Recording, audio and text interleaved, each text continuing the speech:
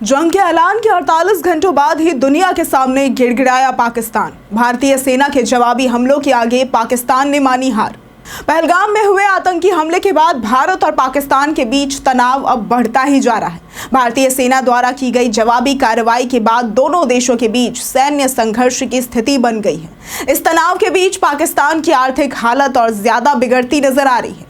ऐसे में पाकिस्तान की सरकार ने अंतर्राष्ट्रीय समुदाय से अधिक आर्थिक मदद की गुहार लगाई है। खासकर पाकिस्तान के वित्त विभाग ने वर्ल्ड बैंक और अन्य वैश्विक संस्थाओं को टैग करते हुए ये अपील की है कि मौजूदा हालात में पाकिस्तान को ज्यादा से ज्यादा लोन दिया जाए ताकि देश आर्थिक संकट से उबर सके। पाकिस्तानी सरकार के वित्त विभाग के आधिकारिक ट्विटर अकाउंट से एक पोस्ट जारी किया गया है जिसमें ये कहा गया है कि दुश्मन देश की कार्रवाई के कारण हमें भारी नुकसान हुआ है। युद्ध की स्थिति और आर्थिक गिरावट के चलते हम अंतर्राष्ट्रीय साझेदारों से ये अपील करते हैं कि पाकिस्तान को अतिरिक्त आर्थिक सहायता दी जाए। अब ये बयान ऐसे समय पर आया है जब पाकिस्तानी सेना भारत के कई शहरों को निशाना बना चुकी है। गुरुवार की रात पाकिस्तानी रॉकेट और मिसाइल हमलों को भारतीय डिफेंस सिस्टम ने सफलतापूर्वक रोक लिया, जिसके बाद भारतीय सेना ने पलटवार करते हुए लाहौर समेत कई प्रमुख पाकिस्तानी शहरों के एयर डिफेंस सिस्टम को तबाह कर दिया। पाकिस्तान पहले से ही गहरे आर्थिक संकट से जूझ रहा है। IMF और वर्ल्ड बैंक से लिए गए कर्ज की किश्तें चुकाने में सरकार को दिक्कतें भी आ रही हैं। अब भारत के साथ चल रहे इस तनाव के बीच पाकिस्तान को और भी बड़े आर्थिक नुकसान का सामना करना पड़ रहा है। विशेषज्ञों के अनुसार युद्ध की स्थिति में रक्षा खर्च अत्यधिक बढ़ जाता है और पाकिस्तान के पास फिलहाल इतनी क्षमता तो नहीं है कि वो लंबे समय तक किसी सैन्य संघर्ष को आर्थिक रूप से संभाल सके। मिलिट्री उपकरणों की बर्बादी, फाइटर जेट्स का नुकसान और एयर डिफेंस सिस्टम की तबाही से पाकिस्तान को अरबों डॉलर का नुकसान हुआ है।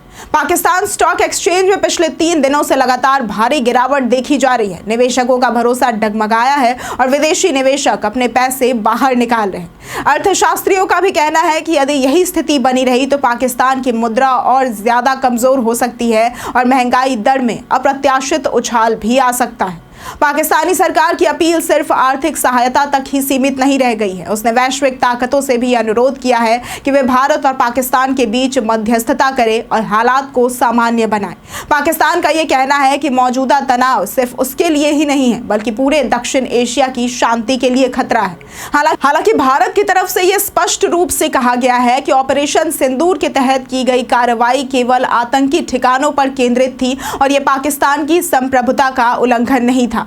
भारत ने यह भी चेतावनी दी है कि अगर पाकिस्तान की ओर से किसी भी तरह की सैन्य कार्रवाई की गई तो उसका जवाब और भी अधिक कठोर तरीके से दिया जाएगा। इस समय पाकिस्तान एक दोहरे संकट से गुजर रहा है, एक ओर सैन्य तनाव और दूसरी ओर आर्थिक बदहाली।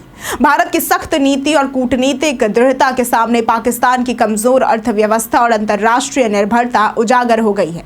आने वाले दिनों में अब ये देखना दिलचस्प होगा कि क्या वैश्विक समुदाय पाकिस्तान की मदद को आगे आता है या फिर पाकिस्तान को अपने हालात खुद ही सुधारने होंगे।